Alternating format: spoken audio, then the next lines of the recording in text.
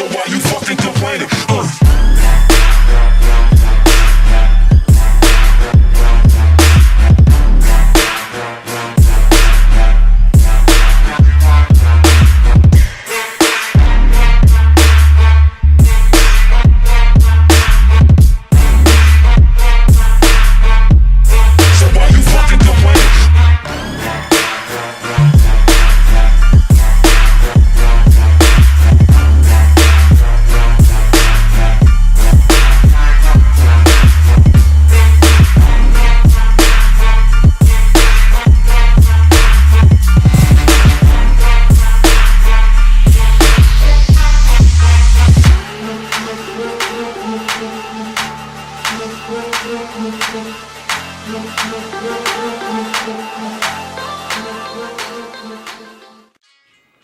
Hey, salut! Premièrement, merci à toi qui écoute la vidéo, qui prend de ton temps pour écouter ça. Ça me touche, puis j'apprécie énormément. Bon, premièrement, pourquoi je fais cette vidéo-là aujourd'hui? Je la fais en grande partie pour la jeune génération, parce qu'on se le cachera pas, la société d'aujourd'hui tourne vraiment autour des réseaux sociaux. Dès l'instant même où le jeune se connecte sur ces réseaux sociaux, que ce soit Instagram, Snapchat, Facebook, peu importe, il est littéralement bombardé d'images de gens avec des physiques tout droit sortis de l'espace, avec des personnes avec des corps parfaits. Puis ça, honnêtement, je pense que ça peut créer énormément de stress, d'anxiété puis de pression chez les jeunes. Ma mission avec cette vidéo-là, c'est de vous démontrer un peu l'envers du décor de ces fameux corps parfaits-là. Puis il y a aussi l'aspect que je trouve ça vraiment dommage que justement les gens qui projettent cette image-là ne soient pas 100% honnêtes dans leur façon de délivrer leur message, puis soient pas à 100% transparents. Parce que, je vais vous le dire, il y a plein de choses qui sont pas dites. Quand vous voyez des vidéos de transformation ou quand vous voyez des photos, l'envers du décor, il est pas aussi beau qu'on pense qu'il l'est dans le fond. Dans cette vidéo-là, je vais vous énumérer les effets néfastes d'une transformation physique extrême, autant au plan physique qu'au niveau mental, parce qu'il y a des conséquences sur les deux plans. Puis là, c'est important de comprendre que ça, c'est mon expérience personnelle à moi, mon avis personnel à moi, puis je vais respecter l'avis de tous les autres, mais c'est ça, je tiens à dire que ça, c'est mon avis personnel à moi face à mon expérience après ma transformation extrême. Je pense qu'en bout de ligne, l'important, c'est qu'on respecte tous l'avis des autres. Il n'y a personne qui a raison, il n'y a personne qui a tort, faut juste essayer d'en prendre puis d'en laisser. Puis je pense personnellement qu'on a chacun une mission de vie, puis on doit vraiment tous, du mieux qu'on le peut, essayer d'aider son prochain. Puis de cette façon-là, ben, vous allez vous sentir mieux, ça c'est sûr et certain. Bon, on va commencer avec les points négatifs d'une transformation extrême, d'une sèche, d'une cote, d'une diète, appelez ça comme vous voulez. Donc le premier point, c'est au niveau de l'énergie. Lorsque vous allez rentrer dans une diète dite extrême, donc vous allez être vraiment en déficit calorique, vous allez manquer énormément d'énergie. C'est important de comprendre que vous allez manquer d'énergie pour faire les petites tâches du quotidien qui d'habitude paraissent super banales, comme attacher ses souliers, s'habiller, se brosser les dents. J'exagère même pas. Chaque petite tâche du quotidien quand on est en déficit vraiment intense, en déficit calorique vraiment intense. Pas nécessairement au début de la sèche parce que veut pas, le corps va l'épuiser dans ses réserves en glycogène, dans ses réserves en graisse. Au début, ça fonctionne bien. Après quelques semaines, quelques mois, c'est là que le vrai jeu commence. Le vrai jeu, je devrais pas appeler ça le jeu, mais c'est là vraiment que les effets se font ressentir. Vous allez manquer d'énergie pour les petites tâches banales du quotidien. Donc, ce que ça veut dire, ça, c'est au travail. C'est sûr et certain que si vous avez un travail physique, là, je vous conseille fortement d'oublier la sèche ou quoi que ce soit parce que ça va être limite très dangereux pour vous. Mais c'est ça, au travail, vous allez manquer énormément d'énergie pour accomplir vos tâches. Vous m'excuserez, ça va arriver que je vais regarder mes notes parce que je veux vraiment m'assurer de rien oublier parce que je juge que cette vidéo-là, elle est très importante. Pourquoi est-ce qu'on manque tant d'énergie quand on est en sèche? Le corps, dans le fond, je vais commencer par vous l'expliquer. Le corps, il est pas fait pour avoir un physique sculpté au ciseau. Le corps est pas fait pour coter. Le corps est pas fait pour sécher. En fait, ce qui arrive, c'est que quand vous allez créer un déficit calorique trop intense sur une trop longue période de temps, votre corps, lui, c'est pas compliqué. Lui, il pense que vous êtes en mode survie sur une île déserte. Donc, le plus possible, il va essayer de garder ses réserves en énergie. Donc, le fait simple d'attacher tes souliers va te demander beaucoup d'énergie quand tu vas être en période de sèche. Pour un étudiant, ça va être extrêmement difficile pour lui de rester concentré en classe. Puis pour faire ses travaux, puis faire toutes ses petites tâches normales à l'école, ça va être extrêmement difficile pour lui de rester focus parce que sa tête va être constamment en train de penser à merde, j'ai faim, merde, j'ai besoin de plus d'énergie parce que veut pas, juste le fait d'écouter un enseignant puis d'assimiler l'information, ça demande beaucoup d'énergie. Votre humeur aussi, l'humeur elle change beaucoup quand vous êtes en sèche, vous allez être beaucoup plus à cran. Puis je sais pas si vous avez déjà côtoyé une personne qui est en période de sèche, mais c'est pas toujours facile. Honnêtement, là, vous allez perdre patience pour des petits trucs vraiment banals, surtout en voiture. Ça, j'ai remarqué, vers la fin de ma sèche, j'évitais de conduire parce que vraiment, absolument n'importe quoi me faisait perdre patience. Puis, à la base, dans la vie, je suis une personne qui s'efforce d'être serein, puis de respecter tout le monde, puis de jamais perdre patience parce que je pense sincèrement que juste le fait de se mettre en colère, ça va dégager une mauvaise énergie puis une mauvaise fréquence, puis après ça, vous attirerez plein de mauvaises choses. Mais ça va être un autre sujet que je vais vous parler dans une autre vidéo. Un autre point, puis celui-là, on rentre un petit peu dans la catégorie des points que je juge quand même graves. C'est votre rythme cardiaque, il va vraiment ralentir en période de sèche. Donc, vous allez avoir des périodes d'étourdissement, vous allez vous sentir un petit peu désorienté. Puis ça, à mon avis, c'est pas quelque chose de sain, c'est pas quelque chose...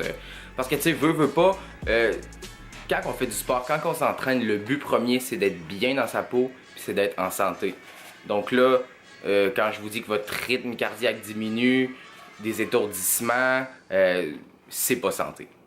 Aussi, d'autres effets que je juge quand même très dangereux, c'est au niveau hormonal, le débalancement hormonal chez les garçons, vers la fin de la sèche, pas au début, mais vers la fin, vraiment, vos hormones vont être déséquilibrées, puis il y en a plusieurs garçons que leur libido va descendre vraiment à un niveau où ce que vous aurez même plus envie de... Pour les filles, les filles qui font de la compétition, j'imagine que vous en êtes conscientes, mais pour les autres, vous devez pas le savoir. Les femmes, vers la fin de votre sèche, ça peut durer quelques semaines, voire des mois, vous allez perdre vos règles, vous allez plus être menstrué. Donc, à vous de juger si ça en vaut vraiment la peine. Aussi, un autre point, durant cette période-là, votre vie sociale va être extrêmement restreinte. Comme là, je vais vous énumérer des points. Puis ça, c'est à mon avis personnel. Je pense que quand on fait une sèche aussi intense, on devient pas mal égocentrique, puis tout est centré sur nous-mêmes. Les repas qu'on prend, l'heure à laquelle on les prend, nos heures de sommeil, le temps passé à peser notre nourriture, le temps pour préparer nos repas, le temps passé à l'entraînement, le temps qu'on passe au cardio, c'est tout le temps centré sur nous-mêmes. Donc, je pense que ça aussi, c'est un point quand même assez négatif. Donc, je vous le dis en avance, si vous êtes en couple, puis vous voulez vous lancer dans une sèche, vous devez d'avoir un ou une partenaire qui respecte vos choix et qui vous encourage là-dedans, parce que je vous le garantis, si c'est pas le cas, votre couple est en jeu. Bon, maintenant c'est le temps de rentrer dans l'aspect psychologique, qui, moi je juge que c'est probablement l'aspect qui est le plus atteint pendant la sèche, puis surtout après la sèche. Parce que quand vous allez effectuer cette sèche-là, je vous le garantis, votre vie va être à 100% centrée sur votre entraînement puis sur votre alimentation. Il n'y a rien d'autre qui va être important dans cette période-là. Puis ça peut causer de sérieux problèmes psychologiques. Comme je l'ai dit, c'est une fois que la sèche est terminée que ça commence à se compliquer. C'est extrêmement difficile de revenir avec un rythme de vie dit normal et équilibré. Après la sèche, il y en a plusieurs qui vont développer des troubles psychologiques, des troubles alimentaires, parce que c'est carrément la peur de reprendre du gras. Ça peut paraître banal, mais c'est limite comme de l'anorexie. Dans l'aspect psychologique, il y a aussi le sentiment d'être incompris.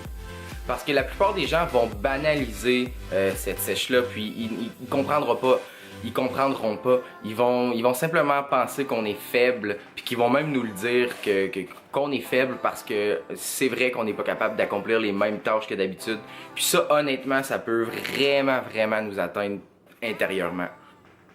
C'est important de comprendre qu'il est absolument impossible de faire comprendre à qui que ce soit comment on se sent pendant une sèche. Si vous l'avez jamais vécu, c'est impossible d'essayer de s'imaginer qu'est-ce qui se passe au niveau physique et au niveau mental. C'est vraiment impossible. Donc, ce qui arrive quand on est en sèche, on évite vraiment tout contact avec l'extérieur. On essaye de l'éviter, ou du moins le plus possible. Pourquoi? C'est parce qu'on veut pas être en contact avec d'autres gens qui mangent simplement. Parce que quand on est en sèche, on mange pas, on fait juste carburer. Bon, ok, j'ai mon petit repas qui est prêt, on le mange, on pense déjà au prochain qui est dans 4 heures. Donc, on fonctionne pas vraiment comme des personnes normales.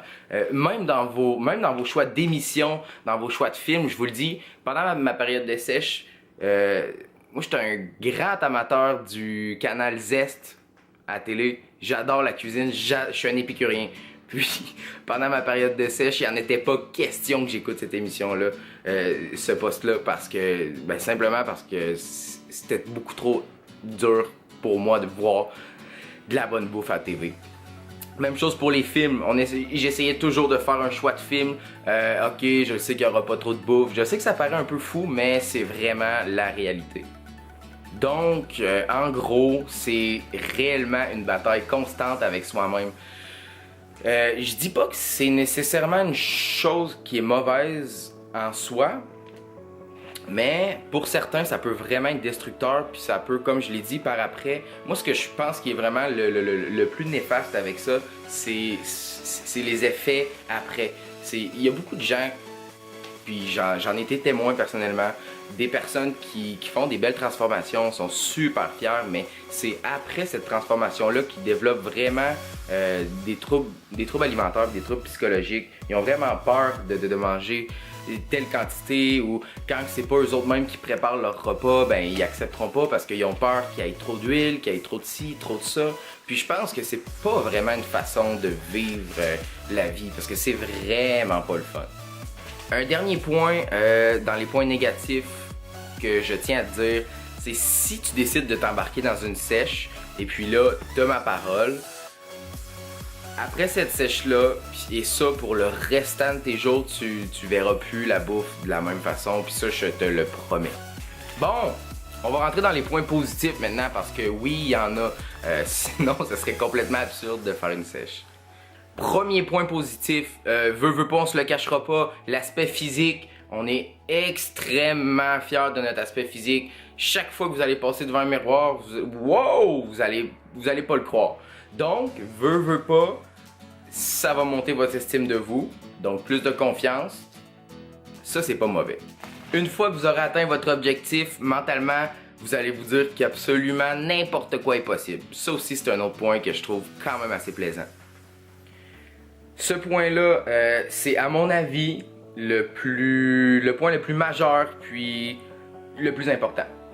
Quand on fait une sèche aussi drastique puis qu'on réussit à l'atteindre, on acquiert une discipline d'acier. Puis cette discipline-là, vous allez pouvoir la transmettre dans toutes vos sphères de votre vie, que ce soit le travail, vos relations, peu importe. Une fois que vous allez avoir été capable de passer au travers de ça, je vous le garantis, votre discipline, vous allez pouvoir accomplir n'importe quoi. Il y a aussi le fait qu'on acquiert une très bonne connaissance de soi, puis une très bonne connaissance en ce qui a trait à l'alimentation. Ça, c'est si on se rend pas du côté obscur quand on développe des troubles alimentaires, des troubles psychologiques. Mais somme toute, quand tu fais une sèche, tu deviens quand même, tu sais ce que tu manges, puis tu sais ce qui est bon pour toi, puis ce qui est mauvais. Ce qui est le fun aussi avec ça, c'est que les gens autour de vous vont vraiment vous percevoir comme une personne qui est très très forte parce que on se le cachera pas.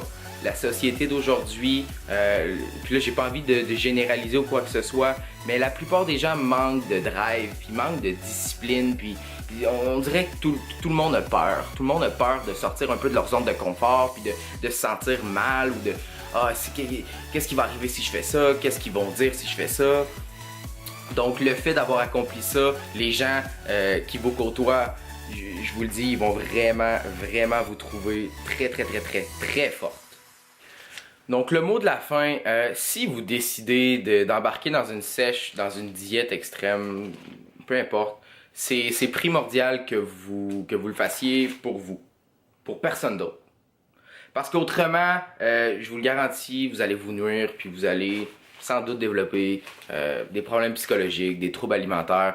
Puis pour l'avoir vécu personnellement dans le passé, c'est un sentiment qui est vraiment désagréable. Puis c'est extrêmement difficile de s'en défaire. Donc si vous voulez faire une sèche, s'il vous plaît, faites-le pour vous. Donc pesez le pour et le contre. Puis c'est ça, faites-le pas pour quelqu'un d'autre, faites-le pas pour les filles. Ou les filles, faites-le pas pour les gars. Faites-le vraiment pour vous. Donc en bout de ligne, moi je suis pas ici pour dire à personne ce qui est bon, ce qui est mauvais. J'ai juste fait cette vidéo-là pour témoigner mon expérience personnelle à propos de ce sujet-là parce que je l'ai vécu plusieurs fois. C'est pas la première fois que je fais une transformation comme celle-ci.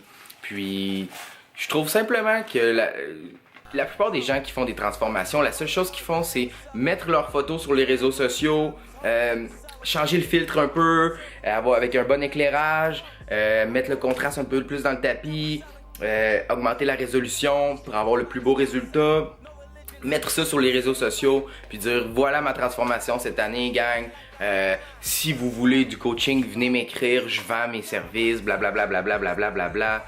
Puis je trouve qu'il n'y a pas assez de gens qui parlent de l'envers du décor parce que quand on embarque dans une expérience comme ça, c'est vraiment, tu sais, on se le cachera pas, t'es à 100% là-dedans, puis ce qu'il y a à côté, ben tu le vois plus. Puis des fois, tu peux t'enfoncer vraiment très creux. Puis, c'est ça. Tu sais, dans le fond, là, faut pas penser que c'est diabolique faire une sèche, là. Loin de là. Si vous êtes quelqu'un qui a un solide caractère, une grosse détermination, puis vous avez envie de vous mettre au défi, puis de pousser vos limites à son maximum, essayez-le, gang. Essayez-le. Le résultat vaut la peine. Mais c'est ça. C'est important de le faire pour vous, pour personne d'autre. Si vous êtes rendu jusqu'à la fin du vidéo, écoutez, un énorme merci du fond du pec. J'apprécie énormément. Puis partagez la vidéo, mettez-la sur le mur d'un ami, d'une amie. Partagez la vidéo, je suis sûr et certain que ça va en aider plusieurs. Parce que comme je l'ai dit au début, on vit dans un monde d'illusions. Dès qu'on se connecte sur les réseaux sociaux, on est bombardé d'images de corps parfait, de physique parfait.